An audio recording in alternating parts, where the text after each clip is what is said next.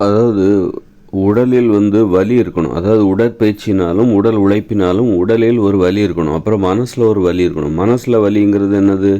நம்ம உறவு முறையினால் நண்பர்களோடு நம்ம பழகுறோம். ஒரு உறவு முறை, ஒரு போட்டி உணர்ச்சி, இப்போ நண்பர்களோடு பழகும்போது அவங்க ஒரு கவலையாக இருந்தால் அதை கேட்கும்போது நமக்கும் ஒரு கவலையாக இருக்கும். நமக்குன்னு ஒரு கவலை இருக்கும், அதை கேட்கும்போது அவங்களுக்கு ஒரு கவலையாக இருக்கும். அது மாதிரி நண்பர்களோடு கோபம் வரும். இந்த மாதிரி பண்ணிட்டியே அப்படின்னு சொல்லிட்டு நண்பர்கள்ட்ட ஏதாவது ஒன்று செஞ்சுருப்பாங்க. நண்பர்கள் மேலே நமக்கு ஒரு கோபம் வரும். அவங்ககிட்ட நம்ம சண்டை போடுவோம். அவங்ககிட்ட நம்ம மகிழ்ச்சியாகவும் இருப்போம்.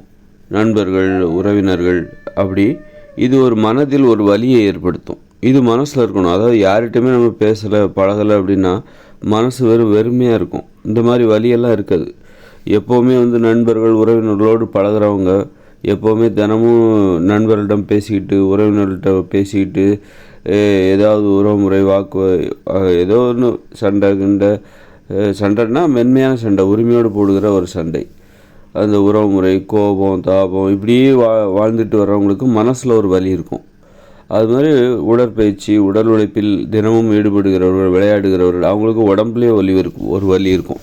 இந்த 2 வலியும் தான் நமக்கு வாழ்க்கையை பற்றின ஒரு கவலை கொடுக்கும். நம்ம லட்சியத்தில் நம்ம ஜெயிக்கணும் அப்படிங்கிற ஒரு கவலையை கொடுக்கும்.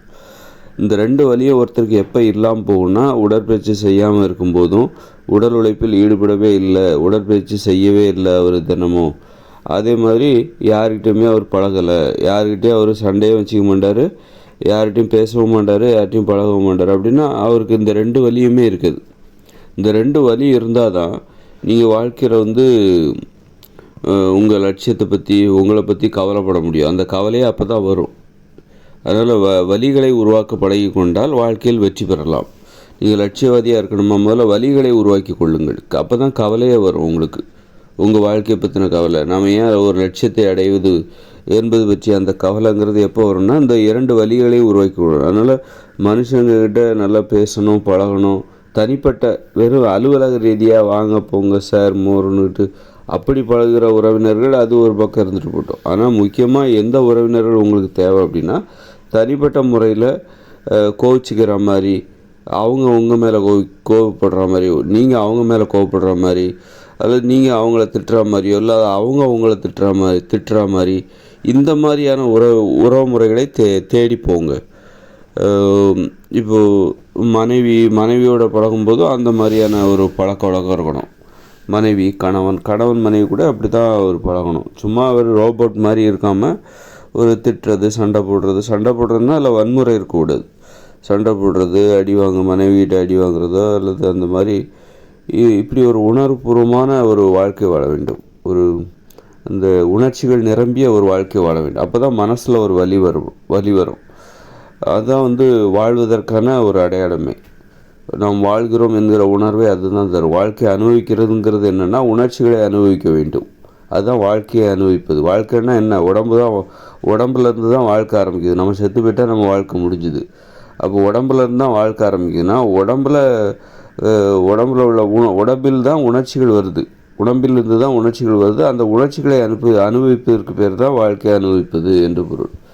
அதனால் வாழ்க்கையை பற்றி நமக்கு ஒரு கவலை வேணும் அப்படின்னா, நம்மளை பற்றியே நம்ம கவலைப்படணும், நம்ம வாழ்க்கையை பற்றியே நம்ம கவலைப்படணும்னா அதுக்கு 2 வழி தேவை. ஒன்று உடற்பயிற்சி செய்யணும், இன்னொன்று உடல் உழைப்பில் ஈடுபட வேண்டும். விளையாடணும், நீச்சல் அடித்து குளிக்கணும், ஓடணும், சாடணும், இந்த மாதிரி. அப்புறம் யோகாசனம், ஏதோ ஒன்று உடற்பயிற்சி, நடைப்பயிற்சி, ஓட்டப்பயிற்சி, ஜிம்மில் போய் ஒர்க் அவுட் பண்ணுங்கள். இப்படி உடம்பில் ஒரு வலி வரும். அந்த வலி வந்துட்டாலே அப்புறம் நீங்கள் இந்த உறவு முறையை தேடி போயிடுவீங்க.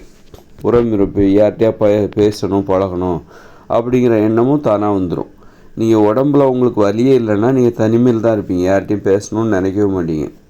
உடம்புல வலி இல்லை, நீங்கள் உடற்பயிற்சி எதுவுமே செய்யலை, உடல் உழைப்பில் ஈடுபடவே இல்லை அப்படின்னா நீங்கள் தனிமையில்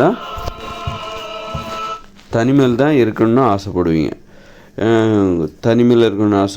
ஏன்னா உடம்புல வலி இருந்தால் தான் மனுஷங்களை தேடி போவீங்க. மனசுலேயும் வலி இருக்கணும்.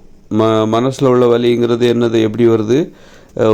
நண்பர்களோடு, உறவினரோடு பழகுவது, பேசுவது, ஏதோ ஒரு உரிமையோடு போடுகிற ஒரு சண்டை, உரிமையோடு கோபத்தை வெளிப்படுத்துவது, அவங்க கோபப்படுவாங்க உங்கள் மேலே, திட்டுவாங்க, இல்லை நீங்கள் அவங்கள திட்டுவீங்க. இந்த மாதிரி ஒரு உணர்வுபூர்வமான உணர்ச்சிகளை வெளிப்படுத்துவதற்கு ஒரு